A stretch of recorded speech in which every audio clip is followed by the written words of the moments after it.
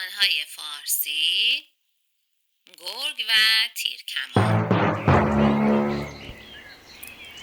روزی روزگاری شکارچی تفنگ و تیرکمانش را برداشت و به سوی جنگل زیبا حرکت کرد. چند وقتی بود که پول درست و حسابی نداشت. میخواست به شکار برود و با شکار حیوانی آن را بفروشد تا پولی به دست بیاورد. به جنگل که رسید آفتاب از پشت کوهها بیرون آمده بود.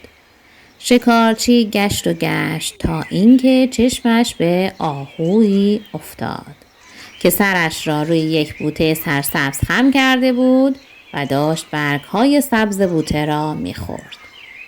شکارچی پشت یک درخت پنهان شد، دستش را برد تا تفنگش را بردارد، اما منصرف شد.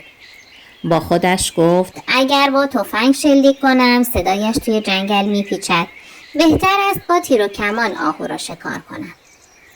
شکارچی تیری برداشت و توی کمان گذاشت، بعد به سمت آهو نشانه گرفت. تیر مستقیم به آهو خورد و آهوی بیچاره روی زمین افتاد. شکارچی به آهو نزدیک شد. به او نگاه کرد و با خودش گفت جانمی جان، میتوانم او را بفروشم. آهوی بزرگی است و پول خوبی گیرم میآید. یا نه، حتی میتوانم خودم آن را بخورم. گوشت لذیذی دارد. این فکرها توی سر شکارچی بود. او آهو را برداشت و به سوی خارج جنگل حرکت کرد. هنوز چند قدمی دور نشده بود که خرگوشی دید. شکارچی با خودش گفت حالا که تا اینجا آمدم بهتر است این خرگوش را هم شکار کنم. شکارچی کمانش را برداشت، نشانه گرفت، تیر به پای خرگوش خورد و خرگوش افتاد. شکارچی نزدیک رفت و خرگوش را هم برداشت و به راه افتاد. هنوز از جنگل خارج نشده بود که چشمش به راسوی افتاد. راسو تا شکارچی را دید فرار کرد. شکارچی هم وقتی که او را دید با خودش گفت امروز خوششانسی آوردم. باید او را هم شکار کنم. اگر او را بفروشم پول خوبی برای پوست او میگیرم. شکارچی آهو و خرگوش را که شکار کرده بود روی زمین گذاشت و دنبال راسو دوید. راسو میان علف‌ها می‌دوید. شکارچی هم به دنبال او. آنقدر آن را دنبال کرد که به نفس زدن افتاد. در آخر شکارچی او را با تیر زد و راسو هم مانند آهو و خرگوش روی زمین افتاد. شکارچی راسو را بلند کرد و خندید. به به، چه پوست قشنگی، قیمت زیادی دارد.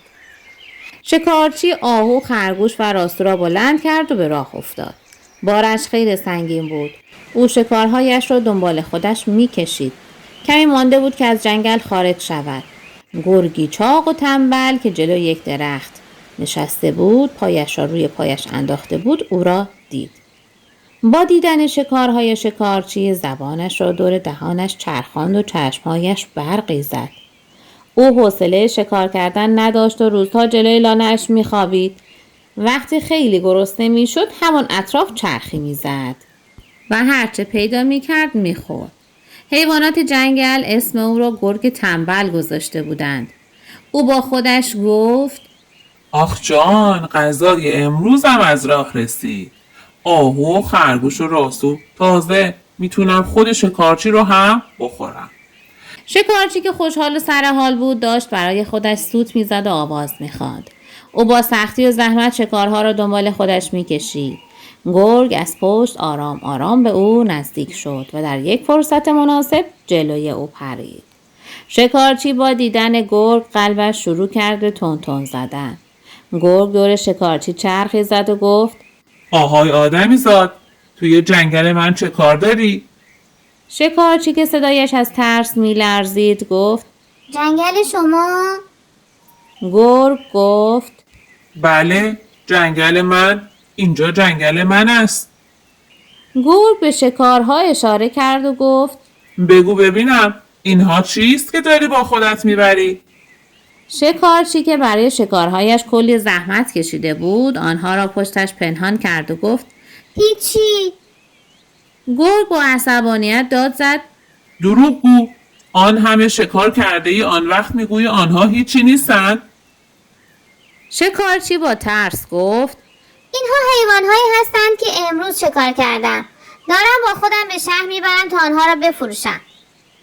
گرگ گفت آدمی زاده گستاخ، به چه جرأتی توی جنگل من آمده ای شکار؟ شکارچی گفت جناب گرگ، من نمیدانستم که این جنگل مال شماست، وگرنه برای شکار اینجا نمی آمدم. گرگ زوزه‌ای کشید و گفت حالا که میدانی شکارهایش را بگذار و برو. امروز شانس با توست که حوصله خوردن گوشت آدمی زاد ندارم، وگرنه یک لقمه چپت میکردم.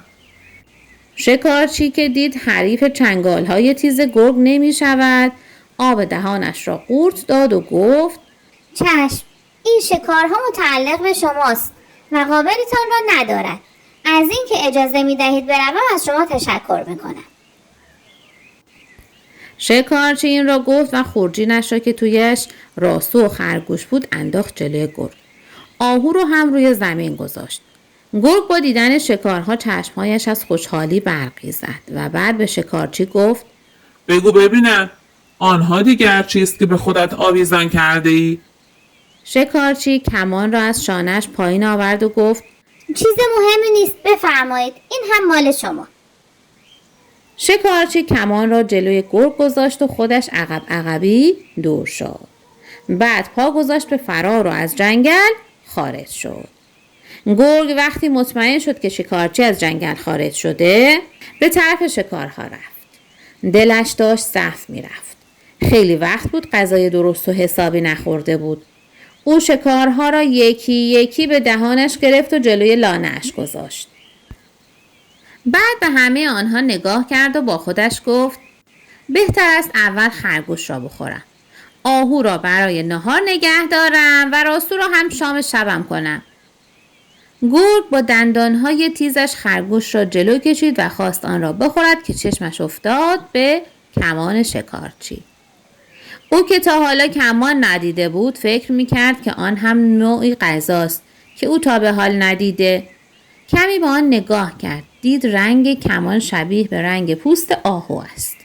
با خودش گفت بهتر است اول او را بخورم. خرگوش را هم برای عصرانه نگه می‌دارم. عصر گرسنه‌ام می‌شود. با این فکر خرگوش را کناری گذاشت و کمان را جلو کشید. گرگ دندانهایش را توی کمان فرو برد. کمان سفت بود و پاره نمی‌شد. اما گرگ از رو نرفت و همچنان به تلاشش ادامه داد. در همین حال ناگهان زه کمان کشیده شد و دور گردن گرگ افتاد. گرگ که غافلگیر شده بود زوزه‌ای کشید و به هوا پرید. کمان به گردن گرگ فشار می آورد و نفس کشیدن را برای او سخت کرده بود. گرگ بالا و پایین می پرید تا شاید کمان او را رها کند. آخر او خیال می کرد که کمان هم یک حیوان است و چون هنوز زنده است گردن او را گرفته. دیگر کم مانده بود که گرگ خفه شود. عقابی که بالای درخت نشسته بود و داشت گرگ را تماشا می کرد بلند بلند به گرگ خندید. گرگ وقتی صدای او را شنید با التماس گفت دوست عزیز لطفاً بیا کمکم کن، دارم خفه میشوم. عقاب خندید و به شکارها اشاره کرد و گفت تا حالا گرگ احمقی مثل تو ندیدم. این همه غذاهای خوشمزه اینجاست، آن وقت تو به سرعت رفتی سراغ کمان که غذا نیست، با آن حیوانات را شکار میکند. گرگ که به سختی نفس میکشید گفت حالا وقت این حرفها نیست، دارم خفه میشوم. زود باش کمکم کن. عقاب گفت اگر خرگوش را به من بدهی کمکت میکنم. گرگ با اینکه دلش راضی نبود اما چون داشت خفه میشد گفت قبول است، فقط کمکم کن.